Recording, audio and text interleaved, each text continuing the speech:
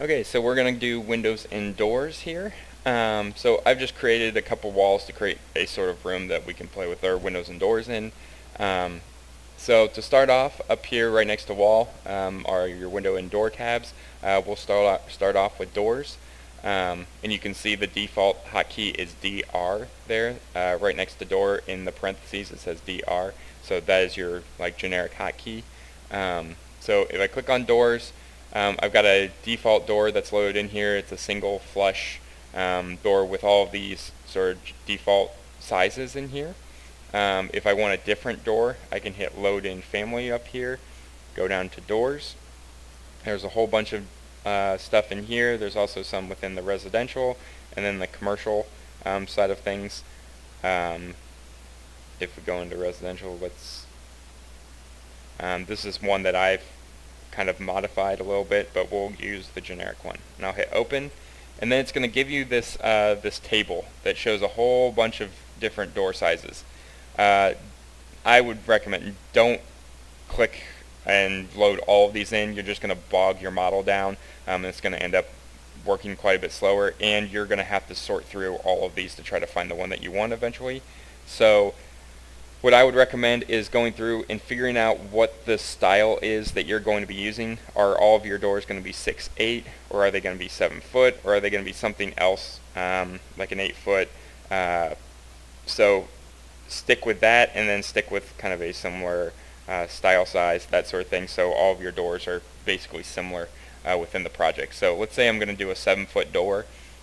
If I'm doing a 7 foot door, it's not very often I'm going to have a 18-inch wide door, so my kind of standards are usually 2'4" to 3 foot. So I'm going to grab all of those. They're all 7 foot. They're all 4 3/4 style. So I'm going to hit OK, and it'll load those in here for me. Now, when I pull this drop down, I've got the single flush that was already preloaded in, and now I've got all of the ones that I just loaded in. So if I grab a 36 by 84, I can come over here, and you can see as I move between the center line of this wall, I can flip from either side. But maybe I want it on this side, but I don't want the door on this side. I want the swing to butt up against the wall there. So what I can do is I can click it in place, and now I have these toggle arrows that I can flip it back and forth this way, or I can flip it that way. So that's kind of how you can manipulate this to get to where you want it to be. If I have another door, a lot of times, especially in like bathrooms and different, there's a variety of conditions that you'll end up with something that looks like this. That's not super pretty to kind of see graphically.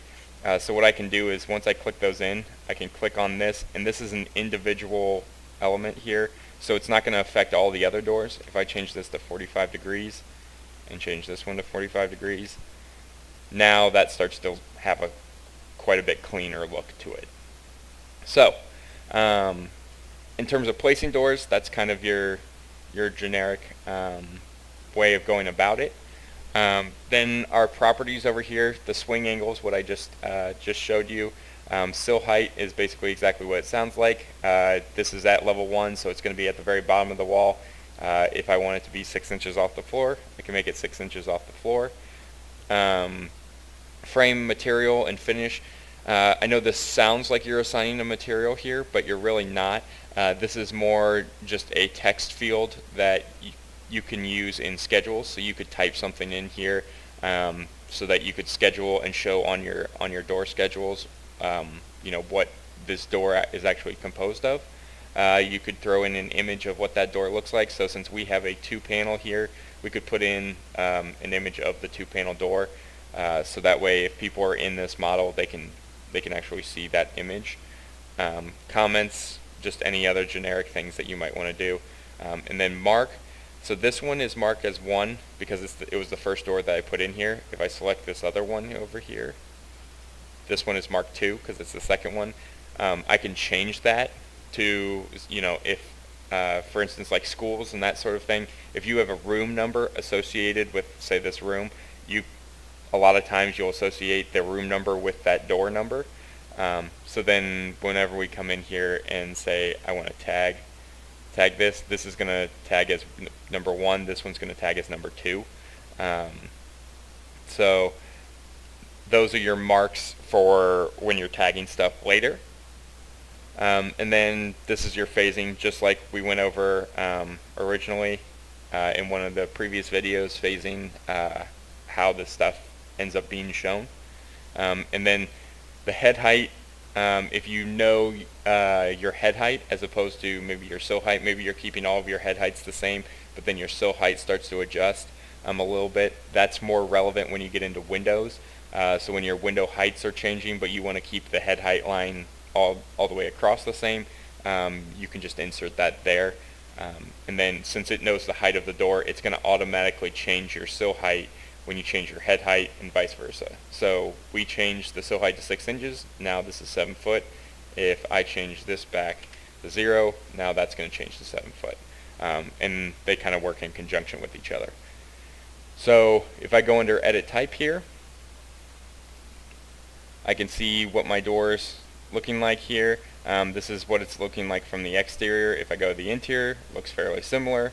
And then elevations left, right, you can change kind of all the different views of how you're seeing this thing.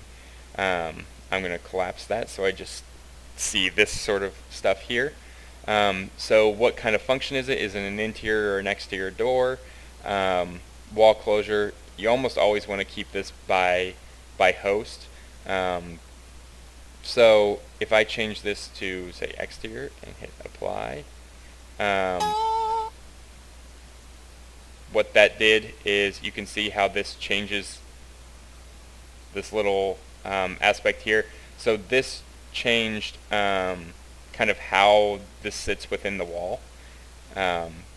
So I can override what my wall setup was. So if you watch the walls video, I showed how wall wraps at inserts work, but I can override how that works if this is going to, or if this is going to be a specific case where I don't want the exterior to wrap, I want both to wrap, or I want the interior to wrap at this condition, I can override that here.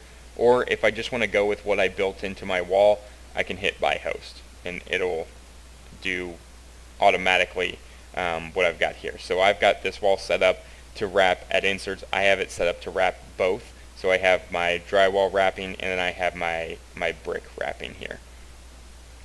Down here, this is where you assign the materials to it. So right now it's default the panel material, the frame material, the trim material, and then the door handle material.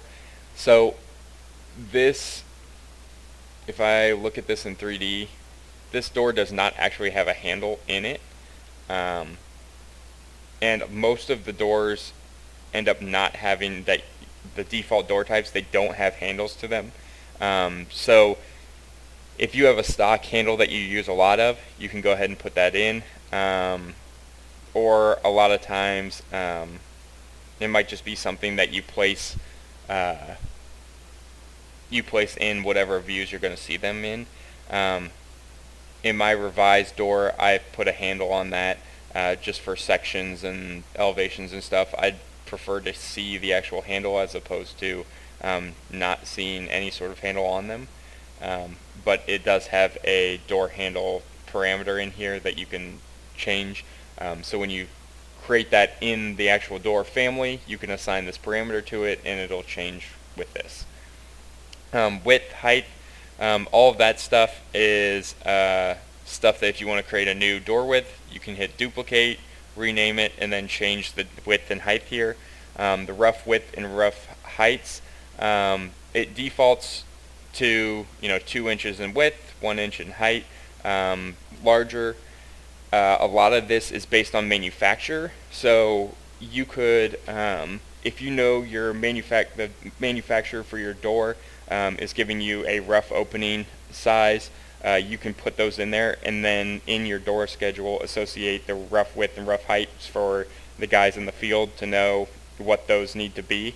The framers are probably less concerned with what the actual door width and height is, as opposed to what the rough width and rough height is, since that's what they're going to be framing to. The thickness, 1 3/8, that's just the thickness of the door. If excuse me, if I'm going to change this to 2.25 and hit apply, these just get thicker there. So 1.375, we'll go back to 1 3/8. Styles, those are the thickness of the actual panel. So if I go to this, so this is showing the 4 3/8 there. If I go in and say change this to 4 3/4, let's say I want these to be 6 inches. Whoops, I already got an inch sign there. And hit apply. Now those get a little bit thicker. We're going to change those back. And then the top rail and lock rail, and then bottom rail. So this is your lock rail, top and bottom. So a lot of times at the bottom of the door, the bottom rail will be thicker than the top rail, and then the center one will kind of be its own thing. So there's 3 parameters built into this door to show those. And then this is all similar to walls. You can put in model numbers, you can put in keynotes, different fire ratings for those door types, and then if you wanted to put a cost in here per door, you could. Type marks are different from just regular marks. So a type mark is associated with a family, as opposed to just a regular mark is associated with this instance. So remember when I said this has a mark of 1 and this one has a mark of 2? Those are distinct in mark, but not in type mark. So they both have a type mark of 12. And the reason that there is the difference between the two is what you can do. It's another scheduling thing. If you did a door schedule by mark, you would, let's say you had 400 doors in a project, you would end up with a door schedule that had 400 marks to it, or 400 lines to it. But if, let's say, you've got 300 of those doors are 7-foot by 3-foot doors, for ordering purposes and just doing quantity takeoffs, you probably don't want a 400 line schedule. You just want to know, okay, how many quantities of 36 by 84 do I have? And you can associate type mark 12 with that. So you could do a schedule based on type mark and then have a column that has quantity in it, and it would say, okay, there's 300 type mark 12 doors, and then also have a couple columns that say it's a 36 by 84 door, and then whatever other information you have. So that starts to consolidate some of your scheduling for ordering purposes and that sort of thing there. So, in a nutshell, that is the basics of doors. Getting into windows. Windows have a lot of similar things to doors, and eventually we will be building our own window family here. Just like doors, it's got a default fixed in there. If I scroll down and open windows, there's a whole bunch of different types in here that you can play with. Some of these are a little bit more useful than other ones. So I'm going to go into, I've already got the fixed load in. This is the same thing. But let's grab a double hung, and we'll say OK. So the double hung, it automatically loads in all of these sizes here. I'm going to place that within the wall. And so I have this, and I can flip it back and forth just with those arrow toggles. So depending on how this is looking, if I accidentally put the exterior side on the interior or vice versa, I can flip that back and forth real easily there. Same as doors, I got a sill height and a head height here. I can input an image and then phasing as well. There's also a mark number for the individual windows. And then under the edit type, the wall closure, same thing as the doors. I can override that sort of stuff here. The materials for the window, maybe in some instances it's not glass, maybe it's frosted glass, maybe it's some sort of fritted glass, that sort of thing. And then the dimensions are similar to the door, only this window inset changes the location of the actual glass pane within the wall assembly. So right now it's 3/4 of an inch off of the center of the wall. I can change that to say 1.5 inches and hit apply, and it's going to move the whole thing back. And then the returns that are set up within the wall type are going to adjust based on where that's located. So I'm going to put that back to 3/4 and hit apply. And then the rough width and rough openings, these are blank right here, but I could put those in there if I wanted to. There's the analytics portion of it, and then all of your identity data similar to doors and walls and that sort of thing. So you can input all of that information here, and then there's your type mark similar to doors. And then so if I just wanted to see how many 36 by 48 windows I wanted to order, I could do a schedule based on type mark. So it's pretty simple. It's all the same as your doors for the most part. You'll have a couple window families that might have some different stuff associated with them. So if you have mutton bars, that can also be something that is a parameter built in here, like how many do you want, the spacing of them, the thickness of them. That's all stuff that might also fall under this dimensions category, but this window type does not have one of those, so we don't see that kind of stuff there. So that's the basics of windows and doors.